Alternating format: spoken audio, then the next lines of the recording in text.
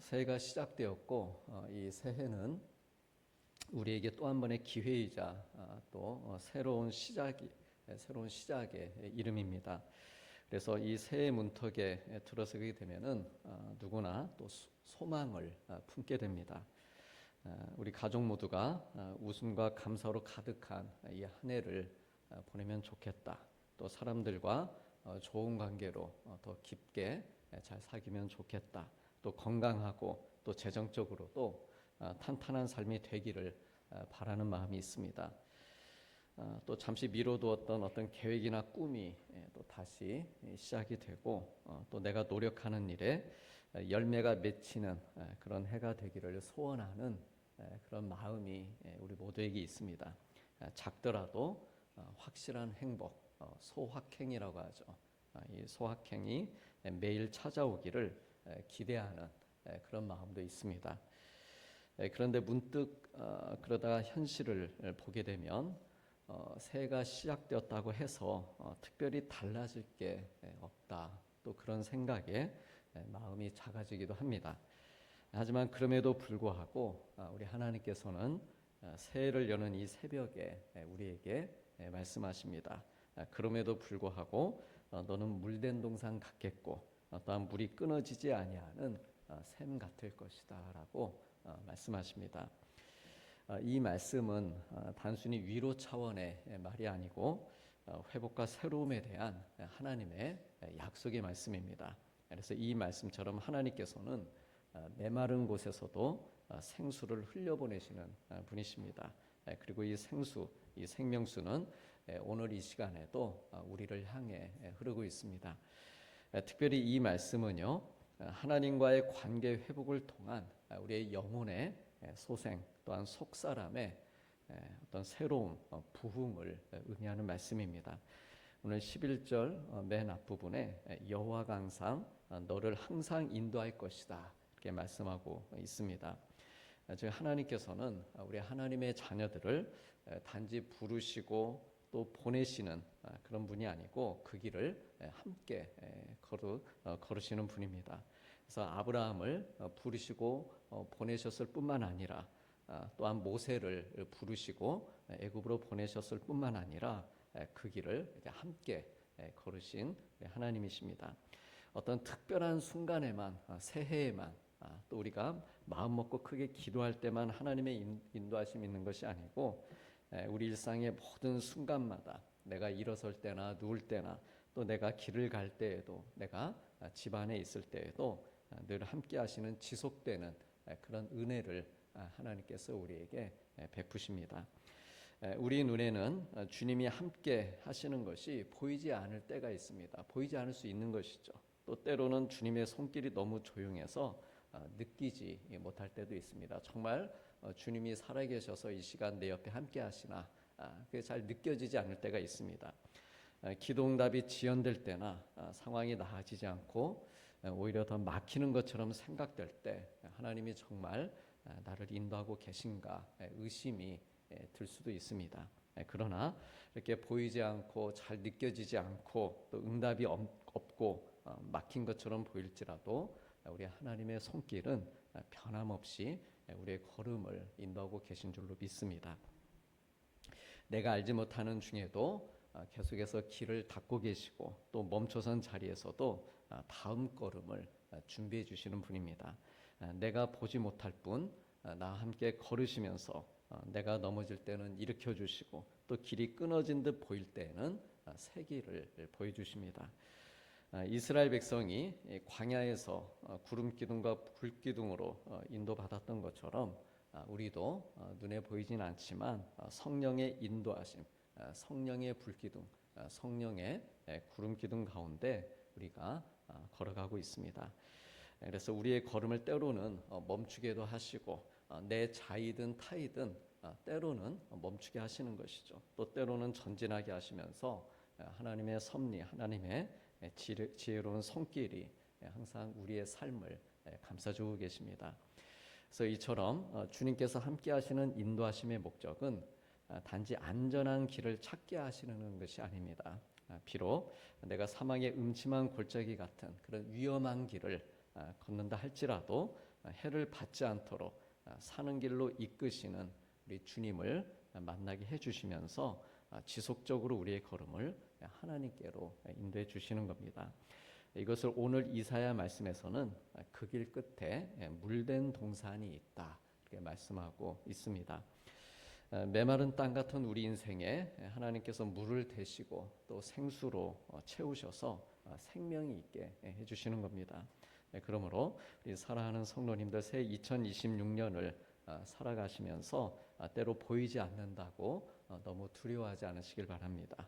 길도 보이지 않는 것 같고 하나님도 보이지 않는 것 같고 또 느껴지지 않는 것 같다고 낙심하거나 염려하거나 불평하지 않으시길 바랍니다.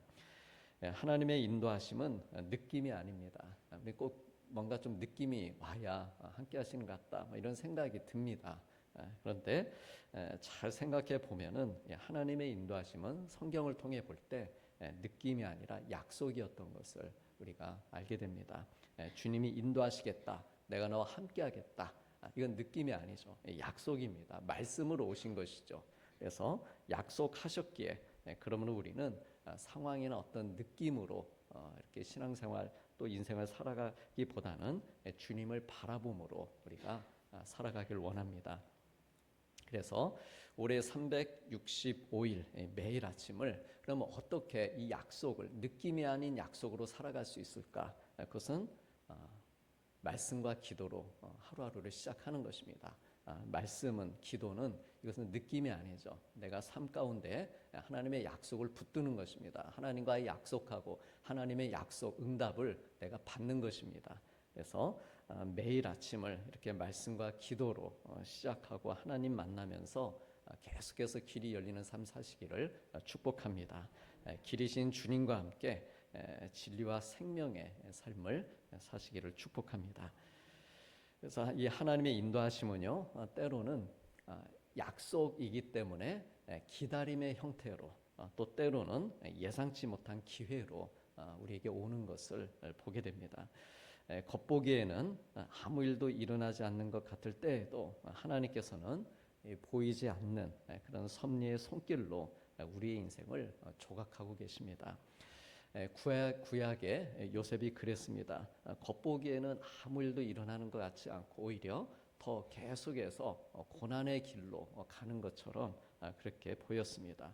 그래서 하나님이 계시지 않는 것 같은 어쩌면 그런 느낌이 드는 것이죠. 보디발의 집에 있을 때 또 감옥으로 들어가서 2년 동안 그렇게 보낼 때 그러나 하나님께서는 보디발의 집을 통해서도 집안에서도 또 감옥 생활 안에서도 계속해서 그를 조각해가고 계셨다라고 하는 것입니다. 그래서 잘 조각하셔서 애굽의 총리가 되게 하시고 근데 그 개인의 그 한 사람만 조각해 가신 것이 아니고 그것이 결국은 야곱이라고 하는 그 12 아들이 있는 그 가정을 조각해 가시는 하나님의 큰 그림이 있었다는 것을 우리가 보게 됩니다. 그런데 또 12 이 아들 이 한 가정만 조각하신 게 아니고 또 길게 보면 하나님의 약속 가운데 이스라엘 백성들 60만 이상으로 이렇게 계속해서 만들어 가시는 하나님의 그 한 민족을 향한 조각이 또한 있으셨던 것을 우리가 말씀을 통해서 확인하게 됩니다. 그래서 어떤 때는 하나님께서 문을 닫으시는 것처럼 그렇게 보일 때도 있습니다. 내가 원하던 길, 계획하던 길 그것이 막히고 멈출 때가 있습니다. 그러나 우리 믿음의 사람은 이러한 막힘 가운데서도 하나님께서 나를 여전히 보호하고 계심을 나와 함께 동행하고 인도하고 계심을 고백할 수 있습니다. 왜냐하면 하나님께서는 더 좋은 길로 인도하시는 분이시기 때문입니다.